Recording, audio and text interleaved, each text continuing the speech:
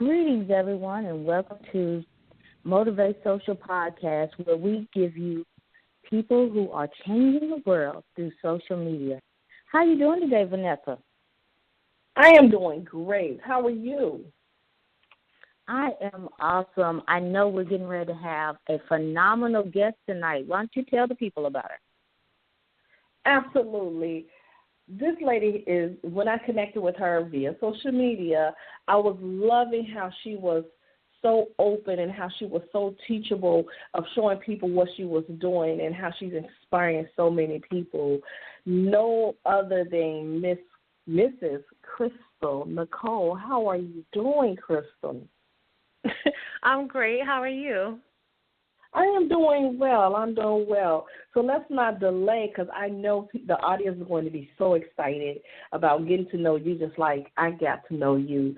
Please tell the audience, how do you change lives via social media? Okay, well, I am a writer, and what I do on social media is I use various social media platforms such as Periscope, Facebook, Twitter, Instagram, and I try and inspire people to tell the story that's inside of them. I have a saying that every woman over the age of about 25 at least has at least one good story in them. And I go on Periscope. That's probably my greatest social media platform. But I go on there and I give tips about writing. And that's pretty much my main word is to inspire. I inspire women to tell their story. That might be through a self-help book, or it might be a fiction novel you've had inside of you for years, But I give them tips on how to share their story. And the whole process of writing a book is a lot simpler than people try to make it out to be, So I pretty much just try and inspire women, letting them know that they can do it. And it's a lot easier than the fear that's blocking their mental capacity, So that's pretty much what I'm about. Awesome. So what made you decide on Periscope to be your main platform? I know there's a lot of them out there. What appeals to you the most about Periscope? Periscope to me represents a rawness. It represents a transparency that no other social media platform has. Like if you go toward Facebook, Facebook can be very, what's the word I'm looking for? Artificial in a way.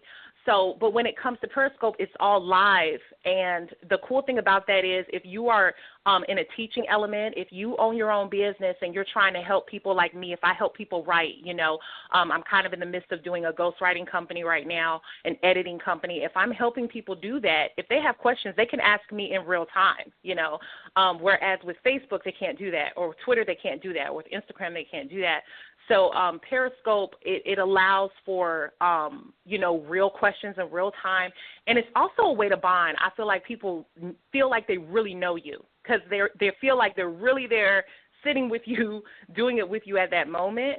To be honest, most of my readers or my audience have come from Periscope. Periscope is a great platform.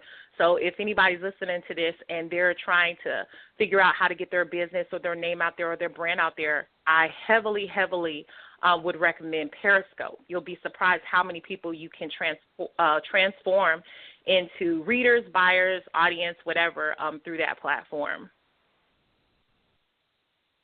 That is phenomenal because that's how you and I connected.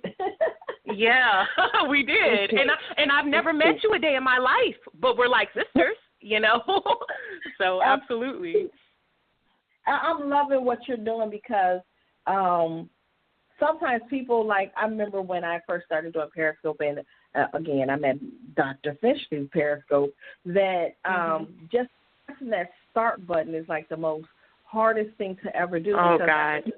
On the other side, it's like, oh, my goodness, who's going to come in there? Is going to be control in there? Is anybody listening? But then when you constantly keep coming back for more, people will continue to come back for more as long as you keep giving them great content. And so that alone is very commendable. I know that you just recently dropped a book. What made you go because I know there's different characters for the book. How did you do that? I mean, that's like the most, it takes a long, long time for people to be able to do something like that. How the heck did you do that? Well, I have a saying, and this is a firm belief of mine, that any fiction writer, anytime you write fiction, every character that you create in your book is really one that's inside of you. So all you're doing is, and all I do is I dig down deep and I pull out all of those alter egos, all of those characters, and every woman has them. That's what I believe. Like, I'll give you guys a personal story. I just got off the phone with my my daughter's school, and if anybody is a mother, I know you guys are mothers, or anybody out there, if they're a mother, they know that mama bear alter ego that they take on when somebody's trying to mess with their baby, and then you might have, another alter ego when you're trying to be a good spouse, or another alter ego when you put your superwoman hat on and you're all about your business, right? So basically, it's just pulling out all of those alter egos and making characters out of them. And then once you pull those things out that are truly organic from inside of you, then you just let your imagination run free. That's all I did.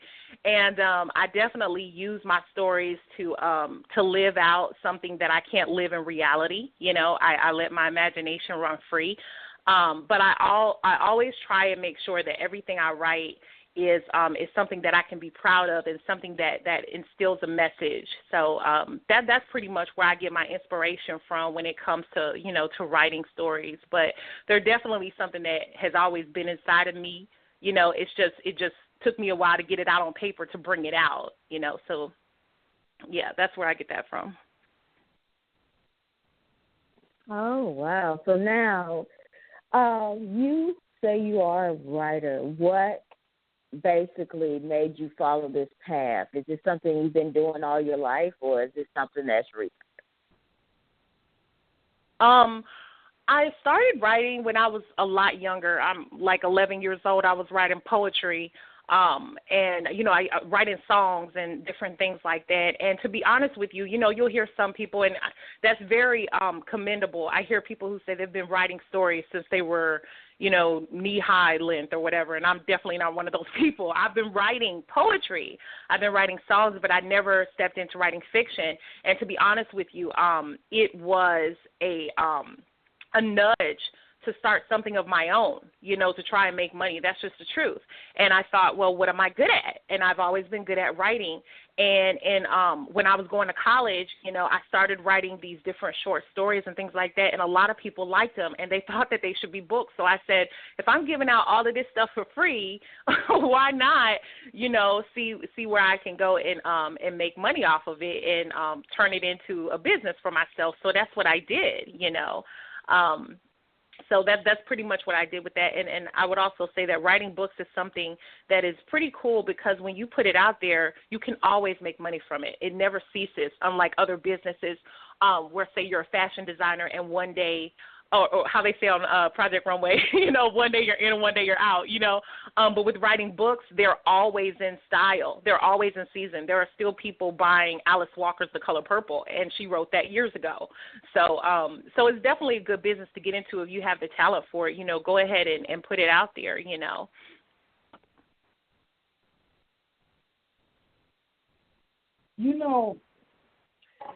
The way social media is going, it is so rapid. It's very, very rapid, where people could be able to connect with you, and I'm loving it, because when you put your book out there and you was sharing your journey along the way, but at the same time you was encouraging them, people were waiting. They were hungry for this book.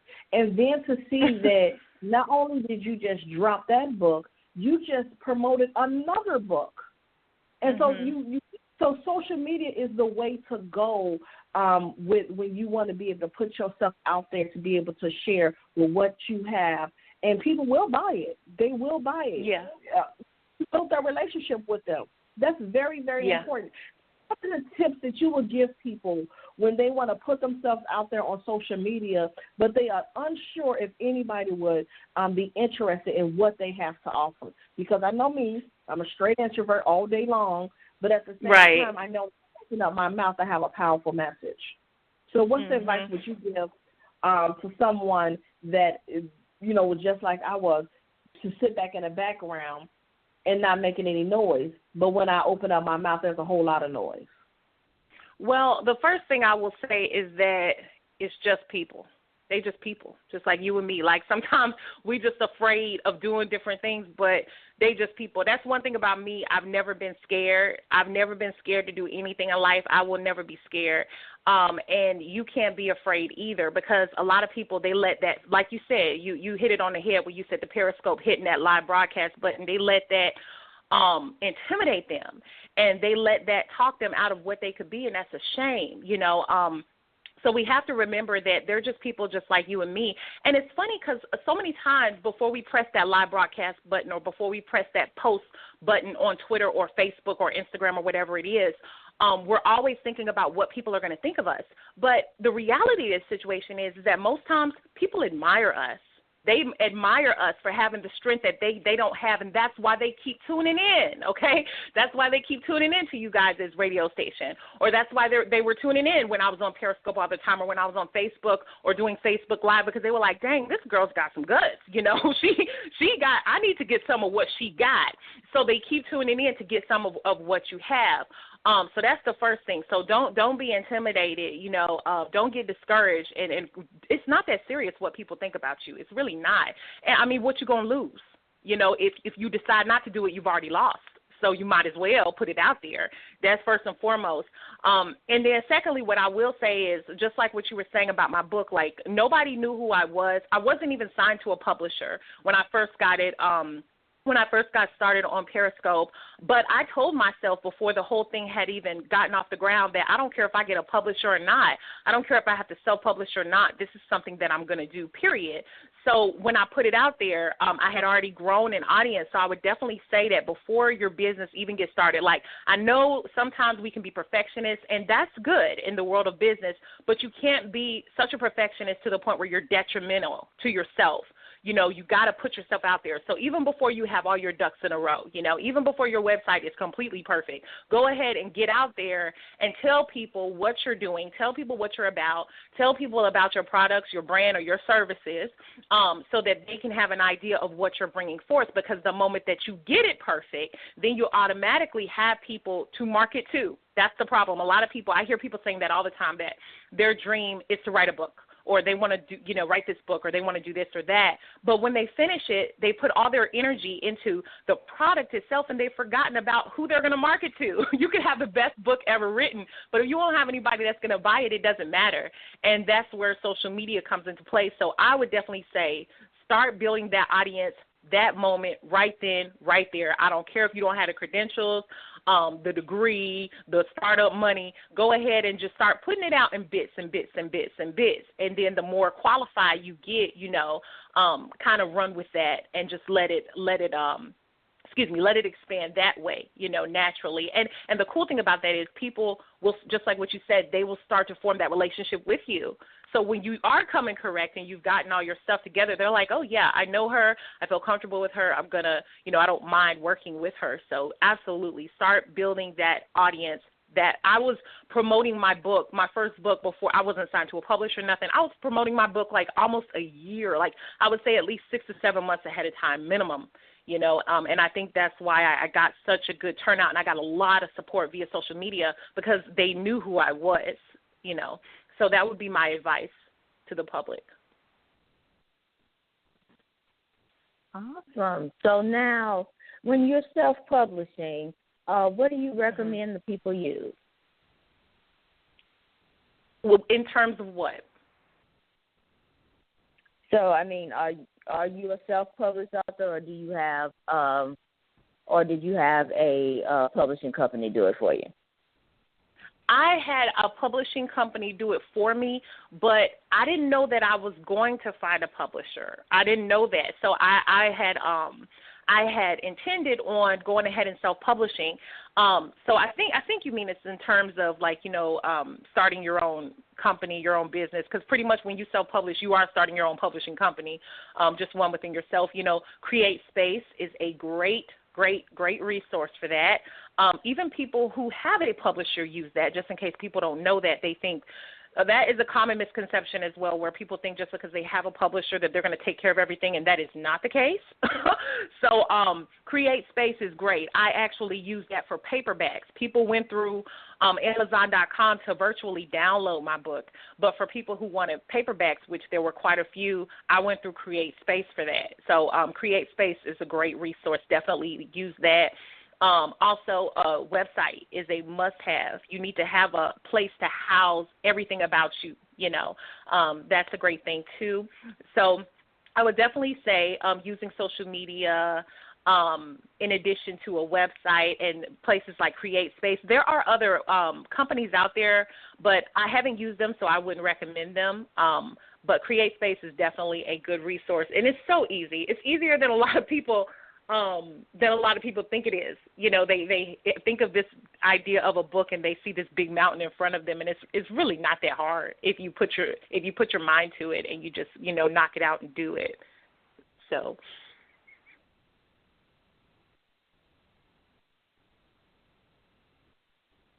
I remember when I was going through the process of, and I didn't think I was going to do this, but I ended up doing it. I wound up publishing 2 books. And it's a process. It is a process. But it's so rewarding to be able to say, you know what, I have this vision, and to be able to put it out there, and to be able to have the tools that's available, which is crazy, like Create Space, that you could be able to say, dang, now I have truly put all of the vision and wrote this book, went through the editing process, and now I have this book in my hand of all my hard work, all the long nights, all the sacrifice of producing what I will call the baby, and to bring that whole vision to reality. How did you feel when you finally said, okay, I submit, I accept, and now to receive your book in your hand that you've been holding on to over a year? Yeah, that was pretty awesome. I felt so proud of myself. And I couldn't believe that I had done that. I really couldn't. I'm 32 years old. I have 2 children. I'm a 10-year vet in the Army, and I got out, and in under 6 months, I finished my bachelor's degree. I wrote 2 books.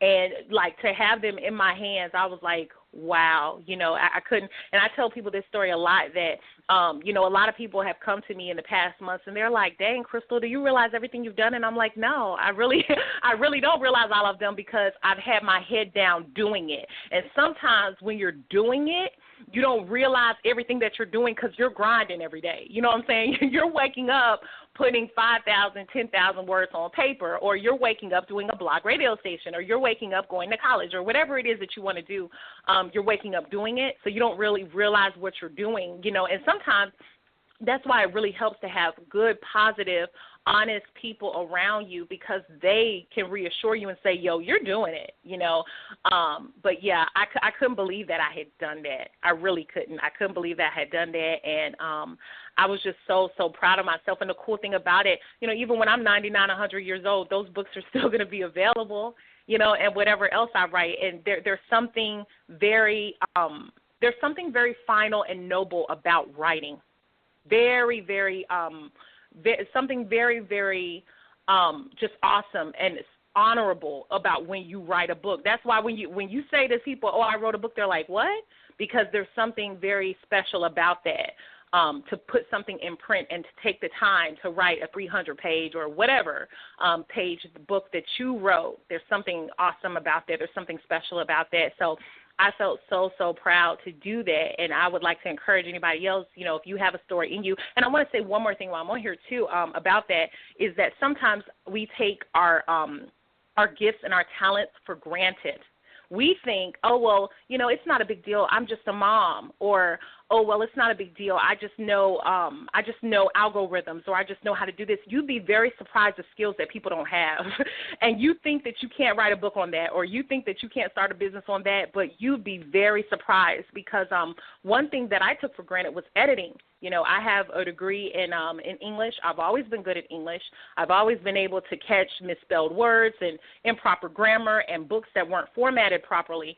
And I used to take that for granted and be like, well, everybody can do this. No, everybody cannot do this. You'll be surprised how many people pay other people to edit or to format or to know about how to coupon because you're a mom and you're on top of that stuff. So, I would just like to, encourage those people out there that, hey, you think that it's not a gift or a talent and it's not that big of a deal. It is a big deal. And you'd be surprised what you can make a business out of or what you can write a book on,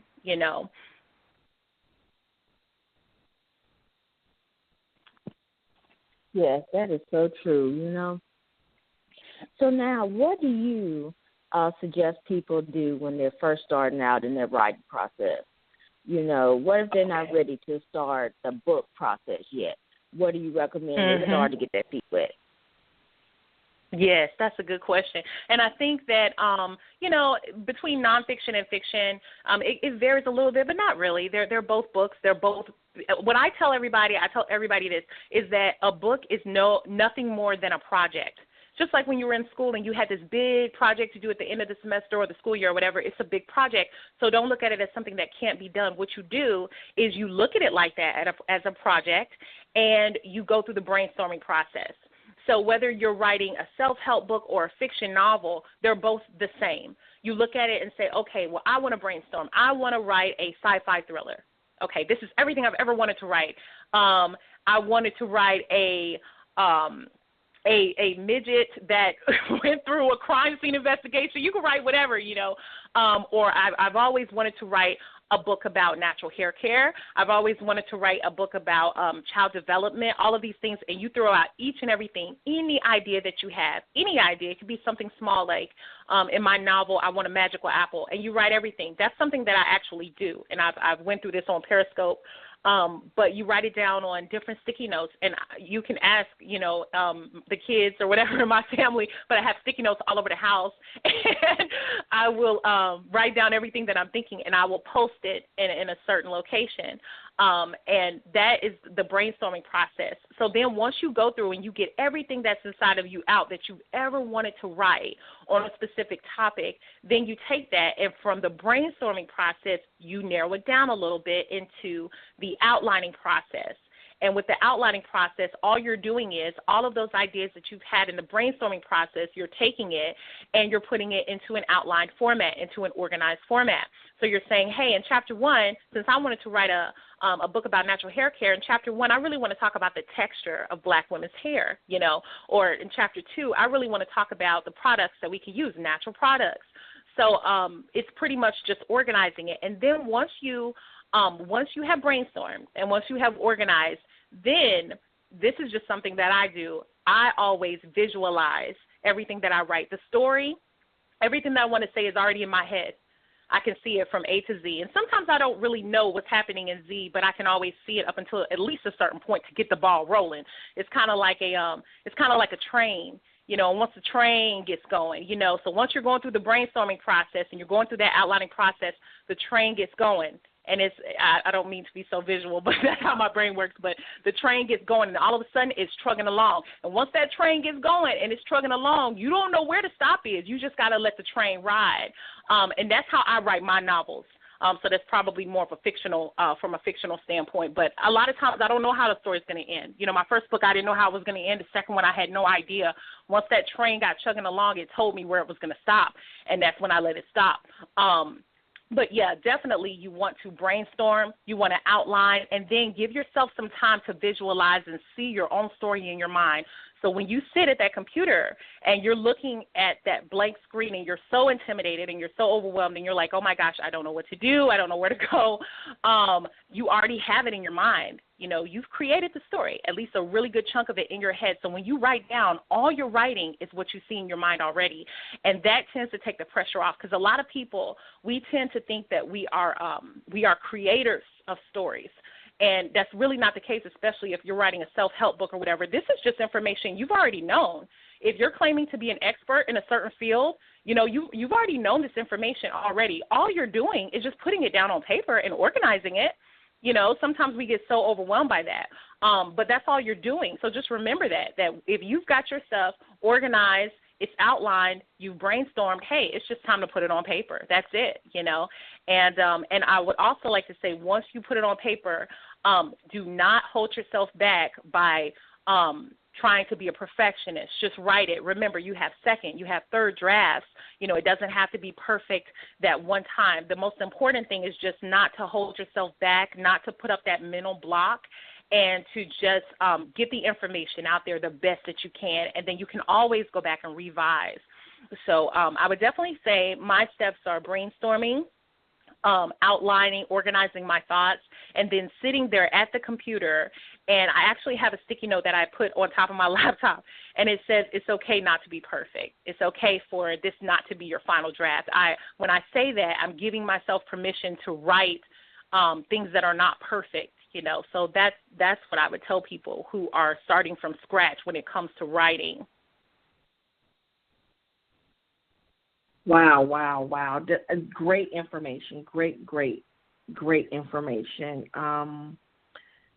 That's information that it helps with me even being an author, and Dr. Finch just recently released a book. I know we could relate, but there's so many people that want to be able to go out there and put a book out, but for some reason they don't even know where to start. So the information you provided was absolutely amazing. Crystal, I don't want anybody to miss a beat with not connecting with you. Feel free to take this a moment as we get ready to end the broadcast that how can they be able to connect with Crystal? Crystal, the author, the one who is giving great information and who started on social media. Tell them how they can be able to connect with you.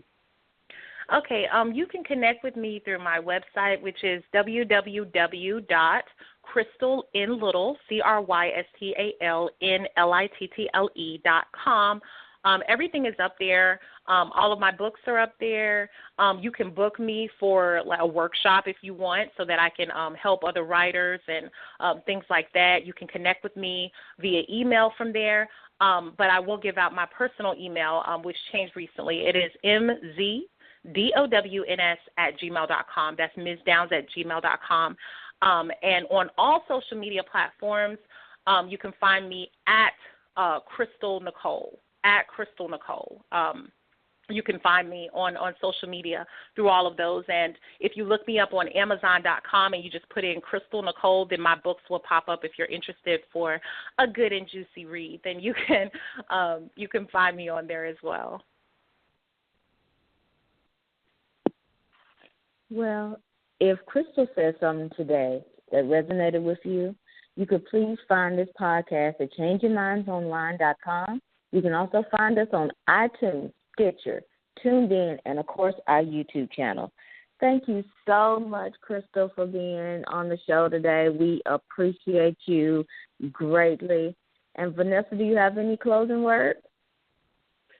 Continue to inspire people with writing and being creative with their writing. I mean, absolutely amazing. Oh, thank you so much. Thank you guys for the opportunity. It was such a great opportunity, and I appreciate you. Thank you so very much. Oh, yes, and we enjoyed it as well. I mean, we love bringing people like yourself, Crystal, who are changing the world via social media. So until next time, when we bring you someone else who's changing the world via social media, you have a good night, everyone. Good night.